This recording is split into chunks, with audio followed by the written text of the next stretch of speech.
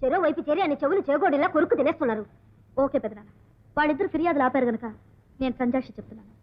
వాళ్ళు చెప్పినవన్నీ నిజాలే. ఇంకో నిజం కూడా నేను చెప్తున్నాను. నేను రాజాని పెళ్లి చేసుకుంటాను, వర్మని చేసుకోను. నువ్వు నన్ను చేసుకోవటం కాదు, ఆ మాటకొస్తే నువ్వు నా కాళ్ళ మీద పడి బతిమాలినా సరే నిన్ను నేను చేసుకోను. Thank you. ముంచావు కదరా. Very good. నువ్వు మగవాడివైతే ఇప్పుడు అన్న మాట మీద నిలబడాలి. All the best. లక్ష్మి, నువ్వు చేసుకుంటానంటుంది ఎవరినో తెలుసా? నీ తండ్రిని అతి దారుణంగా నరికి చంపిన ఒక కిరాతకుడు తమ్ముణ్ణి. కావచ్చు, అది పెద్దల తగాదా, మీ సమస్య. దానికి మాకు సంబంధం లేదు. ఆ పొగరు చూసారా? దయచేసి ఆ మనిషి నాతో మాట్లాడొద్దు పెదనాన్న. నోర్మై, పెద్దంతరం చిన్నంతరం లేకుండా మాట్లాడు. నా తమ్ముణ్ణి నా అల్లుడు చంపేశాడన్న కోపంతో 14 ఏళ్ళు నా కన్న కూతుర్నే చూసుకోలేదే నేను. మన రెండు కుటుంబాల మధ్య బంధం ఆనాటి కత్తివేడితోనే తెగిపోయిందనుకున్నాను. ఆ దూరాన్ని శాశ్వతం చేయడానికి మిమ్మల్ని ఆ ఊరి నుంచి ఇంత దూరం తెచ్చి పెంచుకున్నాను. తలుచుకుంటేనే నగసిక పర్యంతం ఆవిర్లెత్తించే ఆ పంతాలు పట్టింపులు ఆ సమస్యని మీకేమీ సంబంధం లేదని ఒక్క మాటలో తేల్చేసేంత ఎత్తుకెదిగావా నువ్వు? లేదు, ఇక ఆలస్యం చేయడానికి వీల్లేదు. ఈ ఇంటి పెద్దగా నేను ఒక నిర్ణయం తీసుకుంటున్నాను. అది మీ అందరికీ గానీ మీలో కొందరికి గానీ ఇష్టం అనిపించినా కష్టం అనిపించినా పాటించి తీరాలి. నువ్వు ఆ రాజాని మర్చిపోవాలి. అంతేకాదు, మీ పిచ్చి ఆలోచనలకు పునాదులు వేసిన ఆ కాలేజీకి రేపటి నుంచి నువ్వు వెళ్ళడానికి వీల్లేదు. నా నిర్ణయానికి తిరుగు లేదు. ఓర్ని పౌరుషానికి పౌడర్ పుయ్య. మీ అమ్మ వేసే కుక్క ముగ్గురు మొహం నువ్వును.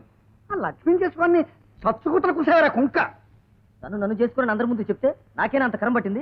అందుకే నేను చేసుకున్నాను. గొప్ప పని చేసావు కానీ ఇలాంటి వెర్రాలోచనలకు పోయి లక్షల ఆస్తికి తిరోధకాలు ఇవ్వకరా. ఏదో చిన్నతనం వల్ల ఆ పిల్లల అందుకని ఆ అమ్మాయి చెడ్డ మనిషి చెడిన మనిషి ఏం కాదు. లక్ష్మి ఒప్పించే పూచినది.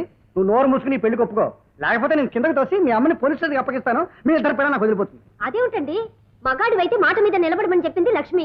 మీరేమో ఇప్పుడు వీడిని మాట తప్పమంటున్నారు. అలా చేస్తే వీడు మగాడు కాకుండా పోడు. వాడు మొగాడు కాకుండా పోయినా మూగాడైపోయినా నాకు అనవసరమే. నాకు కావాల్సిందల్లా ఆస్తి.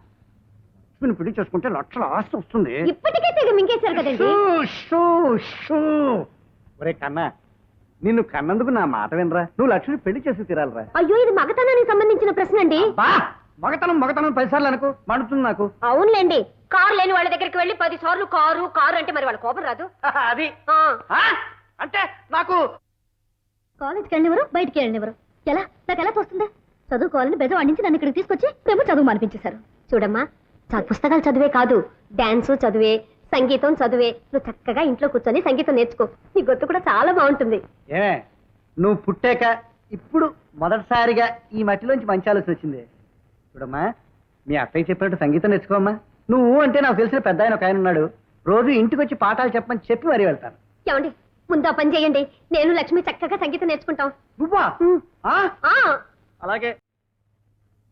ఏ మిస్టర్,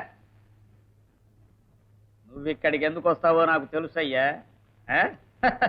వరలక్ష్మి కోసమేగా. చూసావా ఎలా కనిపెట్టేశాను? మేధస్ అంటే అది. కానీ అమ్మాయి ఇవాళ ఇక్కడికి రాలేదు, అంచేత నువ్వు వెళ్ళిపోవచ్చు. బోర్డు చూసావా? సైలెన్స్.